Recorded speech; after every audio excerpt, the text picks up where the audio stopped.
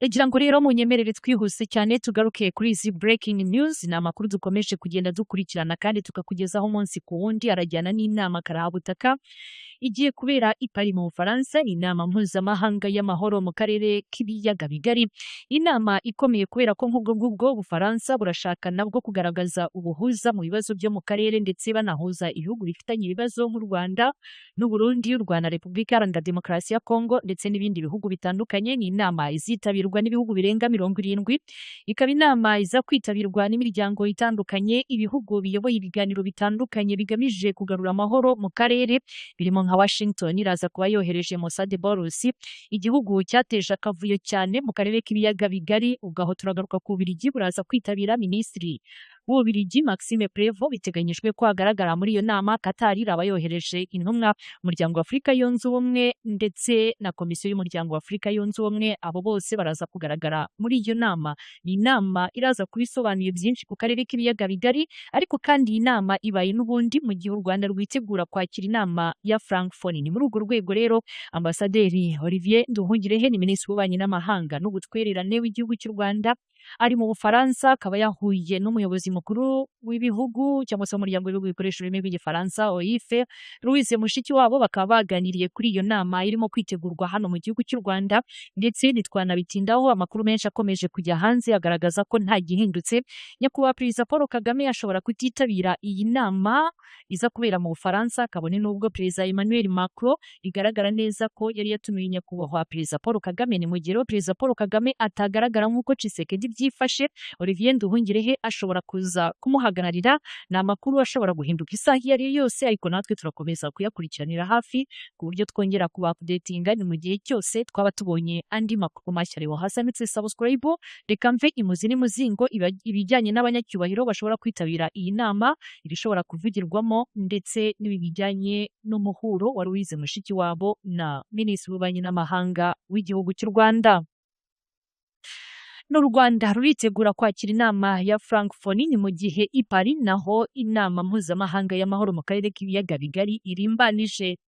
N'umuyobozi mukuru w'umuryango w'ibihugu bikoresha ururimi rw'igifaransa OIF, Louise Mushikiwabo, uyu munsi yakiriye Minisitiri w'Ububanyi n'Amahanga n'Ubutwererane w'igihugu cy'u Rwanda Olivier Nduhungirehe, baganira ku myiteguro y'inama y'abaminisitiri b'ububanyi n'amahanga b'ibihugu bya Francophonie izabera i Kigali kuwa 19 kugeza kuwa 20 Ugushyingo 2025.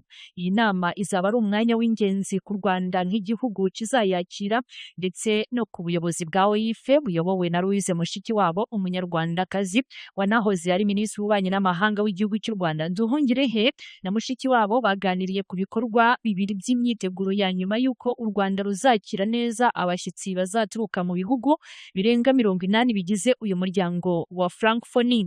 Amakuru aturuka muri Minisiteri y'Ububanyi n'Amahanga y'igihugu cy'u Rwanda aragaragaza ko Minisitiri Nduhungirehe ashobora guhagararira Nyakubahwa Perezida Paul Kagame mu nama y'amahoro mpuzamahanga igiye kubera i Paris kuri uyu wa kane tariki 30 Ukwakira 2025, bitewe n'imirimo myinshi Nyakubahwa Perezida Paul Kagame afite muri iki gihe cy'iyi nama.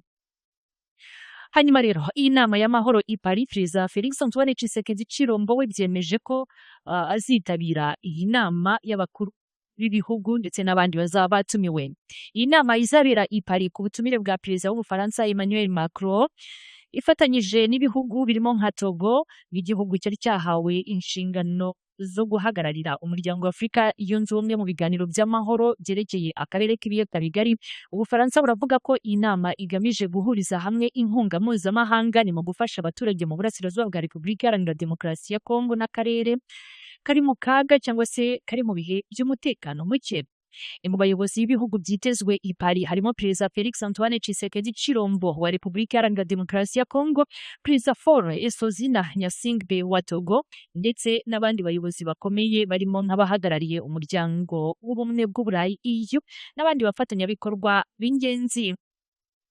Perezida Emmanuel Macron ni mubo yari yatumiye harimo na Nyakubahwa Perezida Paul Kagame, ariko kandi kugeza ubu Rwanda Updates iri kugezaho iyi nkuru ni amakuru yo kwizerwa arajya hanze yemeza ko umukuru w'igihugu cy'u Rwanda aza kwitabira iyi nama. nk'uko byatangajwe n'umujyanama wa perezida Macron ushinzwe Afurika Jeremy Robert. Perezida Tshisekedi nk'umuyobozi w'igihugu gihura n'ingaruka z'intambara na perezida Faure Gnassingbé nk'umuhuza w'umuryango wa Afurika yunze ubumwe bazitabira inama y'amahoro. Ubufaransa n'umuryango w'ubumwe bw'Uburayi buzagira uruhare rukomeye cyane mu gushyigikira iki gikorwa. Amakuru aravuga ko inzego za diplomasi cyangwa se amakuru menshi cyane aturuka muri izo nzego akavuga ko perezida w'igihugu cy'u Rwanda Paul Kagame ndetse na perezida w'u Burundi Evariste Ndayishimiye nabo bahawe ubutumire bwo kwitabira iyi nama, nubwo bitari byemezwa neza niba bazitabira cyangwa se niba baza kohereza intumwa zibahagararira. Ubufaransa bwari bumaze igihe bushaka kongera kugira uruhare mu kugarura amahoro mu karere k'ibiyaga bigari. Ni mu kwezi kwa Nzeri 2022 perezida Macron yahuje nyakubahwa perezida Paul Kagame na Tshisekedi Chilombo i New York ni ku ruhande rw'inama rusange y'umuryango w'abibumbye, ni mu rwego rwo kugerageza gukemura ibibazo by'amakimbirane hagati ya Kigali na Kinshasa. Hashize amezi 4 gusa nyuma y'uko Repubulika Iharanira Demokarasi ya Kongo n'u Rwanda basinya amasezerano y'amahoro i Washington DC ku wa 27 Kamena 2025, ariko ishyirwa mu bikorwa ryayo iragenda gahoro nk'uko duherutse kubigarukaho. N'ibyagaragajwe n'urubuga Barometer, ni muri gahunda 30 ziteganyijwe muri ayo masezerano 17 gusa nizo zatangiye gushyirwa mu bikorwa bikangana na 21.6%. Ni mu gihe mu kwezi kwa Kanama byari bigeze byibura ku rwego rwa 41, bivuze ko byasubiye inyuma. Raporo yashyizwe ahagaragara n'ikigo cya Center for International Cooperation cya kaminuza ya New York mu Kwakira 2025 cyari cyagaragaje ko ibiganiro by'i Doha na Washington bifitanye isano rikomeye, kandi ko inama ya Paris izaba ikenewe kugira ngo ihuze imbaraga z'ibiganiro byose bigamije kurangiza burundu intambara yo mu burasirazuba bwa Kongo. Iyi nama ya Paris izaba ari umwanya wo kuganira ku buryo bwo gukomeza ubukungu n'ubufatanye mu karere, nk'imwe mu nzira zishobora gutuma amahoro arambye mu karere k'ibiyaga bigari agerwaho. Tugana ku musozo, u Rwanda ruri mu myiteguro yo kwakira inama karahabutaka ya Francophonie izaba mu Gushyingo, ikazaba inama izahuriza hamwe ba minisitiri w'ububanyi n'amahanga b'ibihugu bigize uyu muryango. Ni mu gihe mu kwezi kumwe mbere yaho i Paris harimo kwitegurwa inama mpuzamahanga y'amahoro yitezweho guhuza abategetsi b'akarere. Minisitiri Olivier Nduhungirehe uherutse guhura na Louise Mushikiwabo mu kanya kashize i Paris ashobora guhagararira nyakubahwa perezida Paul Kagame muri iyo nama. Ni mu gihe ku ruhande rw'igihugu cy'abaturanyi cy'u Burundi bitari byamenyekana niba perezida Sebarundi aza kuhagaragara cyangwa se niba yohereza intumwa. Hanyuma rero byitezwe ko muri iyo nama perezida Tshisekedi Chilombo ubwe araza kuhagarariye igihugu cye, ariko kandi hari n'abandi baza kugaragara muri iyo nama baturutse muri Repubulika Iharanira Demokarasi ya Kongo, byemezwa neza ko banatangiye kuhagera kuri uyu wa gatandatu ushize. Bikaba byitezweho rero gutanga umurongo mushya w'ubufatanye hagati y'u Rwanda, Repubulika Iharanira Demokarasi ya Kongo n'ibindi bihugu bitandukanye byo mu karere, ariko kandi bigahuzwa n'abafatanyabikorwa mpuzamahanga.